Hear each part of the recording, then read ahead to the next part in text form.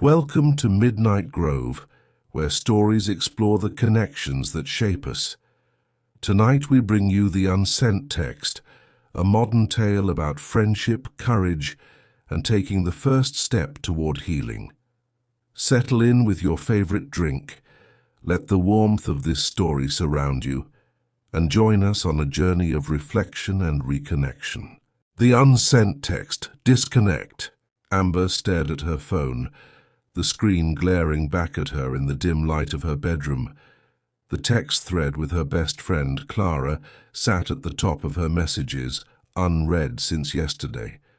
Her last text, long, rambling, and filled with apologies, still hung there unanswered. Her thumb hovered over the screen, itching to type something new. A simple, "Hey, can we talk?" or maybe, "Please just answer me." But what was the point? Amber knew she had messed up, and Clara wasn't ready to forgive her. She tossed the phone onto her bed and buried her face in her hands. The fight had been stupid. They were at a party, and Amber had said something she shouldn't have, a sharp, sarcastic jab about Clara always being late. It had been meant as a joke, but Clara's face had fallen, and she'd walked away without a word. Amber sighed, pulling her knees to her chest. It wasn't just the comment, she knew that. There had been tension building for months, missed calls, cancelled plans, and the growing sense that their lives were drifting apart. Her phone buzzed and her heart leapt, but it wasn't Clara. Just a notification from some app she barely used. Amber grabbed her jacket and keys, unable to sit in her room any longer. She needed to clear her head. A chance encounter. The evening air was crisp, the streets quiet except for the hum of distant traffic. Amber's sneakers scuffed against the pavement as she walked aimlessly, her thoughts swirling. Her feet carried her to the corner café where she and Clara used to meet every Saturday. The lights inside glowed warmly, and the familiar scent of coffee and fresh pastries drifted out as someone opened the door. Amber hesitated but stepped inside, the warmth wrapping around her like a comforting blanket. She ordered a chai latte and found a seat near the window, her hands wrapped around the steaming mug.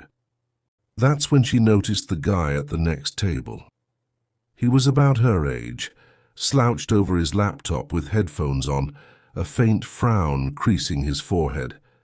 Amber wouldn't have given him a second thought, except for the way he kept glancing at his phone, his fingers drumming anxiously on the table. She recognized that look, the look of someone waiting for a reply that might not come. "Rough night?" she asked before she could stop herself. The guy looked up, startled. He pulled off his headphones and gave her a sheepish smile. "You could say that."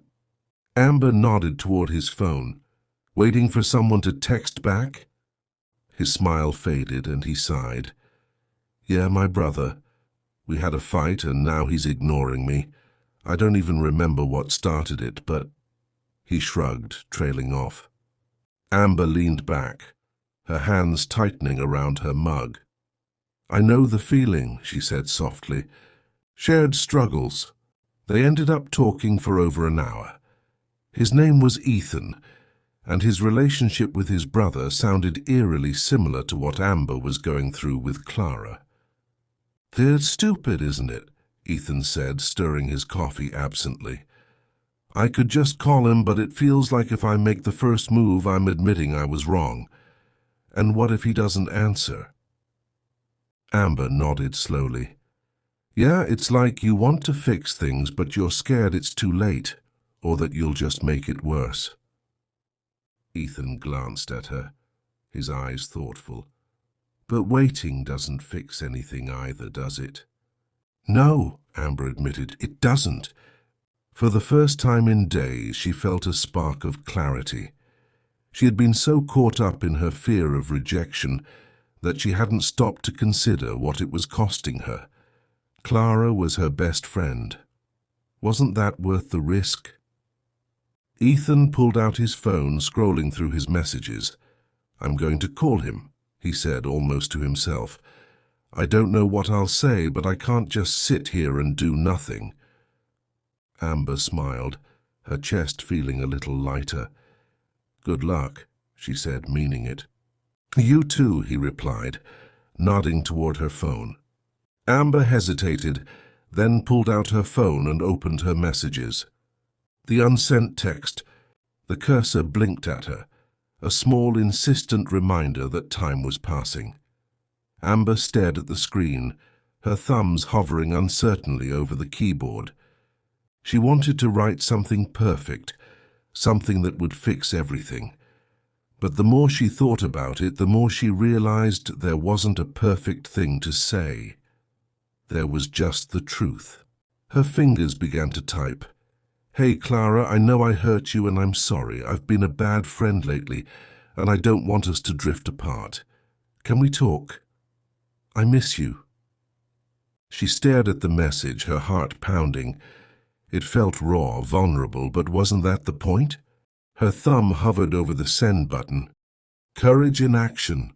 Amber set the phone down for a moment, her hands trembling. The message felt like a pebble dropped into a deep well, the silence stretching around her as she waited for the echo. She thought about all the things that had built up between her and Clara. The missed calls, the misunderstandings, the unsaid words. It wasn't just about the party comment. It was about months of letting small frustrations grow into walls. Amber picked up her phone again, reading the message one more time. Her chest tightened. What if Clara didn't answer? Or worse, what if she replied with something cold, something final? The thought made Amber's fingers shake, but she pushed through it. She thought about what Ethan had said in the café, about how waiting didn't fix anything. He had been right. The longer she stayed silent, the harder it would be to bridge the gap between them. With a deep breath, she hit send.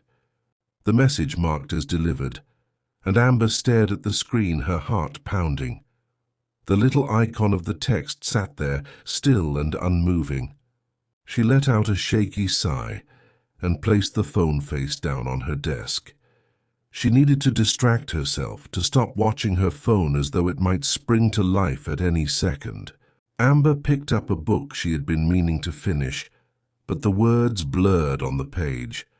She set it down and paced the room, the seconds dragging into minutes. She reached for her phone at least 5 times before pulling her hand back, reminding herself that waiting was part of the process. When the phone buzzed. Amber was halfway through folding the laundry she had been putting off when her phone buzzed. She froze, her breath catching in her throat. It might not even be Clara, she told herself, but her hands trembled as she grabbed the phone, the folded shirt forgotten on the bed. It was Clara. Amber's chest tightened as she read the message. "I miss you too, let's talk." A wave of relief washed over her, so strong it left her a little dizzy. She sat down, clutching the phone like a lifeline. For the first time in days, the tension in her chest eased, replaced by something softer, something lighter. Amber quickly typed a reply. "When's a good time? I can call whenever you're free." The response came almost immediately. "How about now?" Amber's fingers hovered over the screen for a moment before she hit the call button.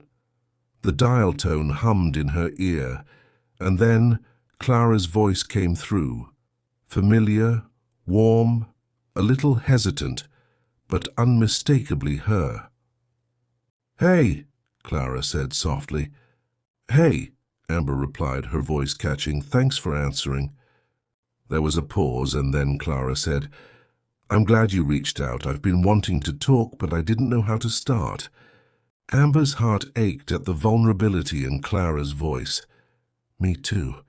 I've been so afraid I'd ruined everything." "You didn't," Clara said quickly.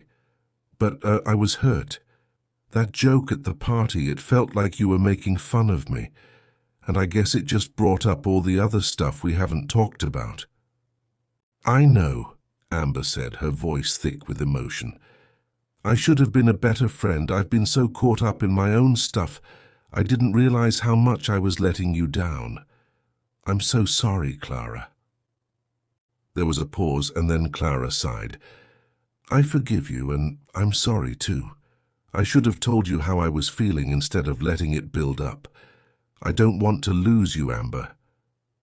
Amber blinked back tears, a small shaky laugh escaping her. I don't want to lose you either. Moving forward. They talked for hours, longer than either of them had planned, the conversation stretching late into the night. They spoke about the fight, about the ways they had been drifting apart, and about what they could do to rebuild their friendship. It wasn't an easy conversation, but it was honest. For the first time in months, Amber felt like they were on the same page again, like they were both willing to fight for the connection they had almost lost. By the time they hung up, Amber's chest felt lighter than it had in weeks. She stared at her phone, now filled with new messages from Clara, and smiled. The next morning, as she walked past the café, Amber couldn't help but glance inside. Ethan wasn't there, but she thought of him anyway, grateful for the push he had given her. Sometimes all it took was the courage to send the first message. Thank you for joining us for the Unsent Text here at Midnight Grove. Amber's journey reminds us that the hardest part of mending relationships is often just reaching out. As you drift into sleep, remember the courage it takes to send that first message, and the beauty of rebuilding what matters most. Sleep well, and may your dreams bring you peace and clarity.